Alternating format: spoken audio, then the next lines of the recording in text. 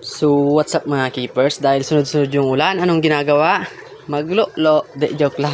Mag-deworm, yan o. Astig ang gamit natin pang deworm sa ating mga bossing. Yan, tunawin lang natin. Yan, update ko na lang kayo mamaya kapag solid na kulay green na talaga. Yan, konti lang kapag magdi-deworm kayo, konti lang yung tubig para yan, hindi malabnaw. Parang lasa-lasa nung isda. Kasi dito, may Camelano's worm yung isa natin ha. Red eye yan o. Kasi yan, kapag nagpapakain tayo dyan ng mga pellet, yan. Tapos maulan. Yan yung mga nag-cause ng Camelano's worm sa dumi ng water quality. Yan. Kaya kailangan mag-deworm din tayo lagi. Hindi pakain lang na pakain sa isda. Kasi yan, nagkakasakit din yung isda natin. Kailangan natin yan.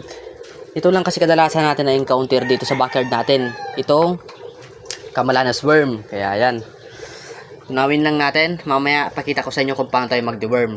Ngayon, muna babad muna natin to na matunaw.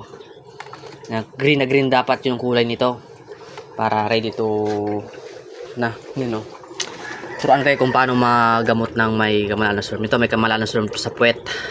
May uod sa puwet yun, no. Kita nyo ba yung sa puwet niya, yun, no. Yan na itim. Yan yung uod sa puwet niya. Mamaya papatayin natin yan. Abangan nyo.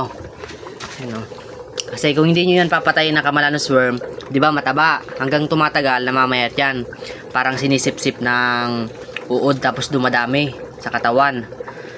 Parang yung katawan niya, yun ang kinakain ng uod kaya namamayat na siya. Mga nutrients, yan. Kaya, kailangan nyo mag-deworm. Pero may mga iba pang tawag na pang deworm. May mga sekreto pa yung mga gamit sa manok. Pero ito sa atin gamit rin ito sa manok. Astig.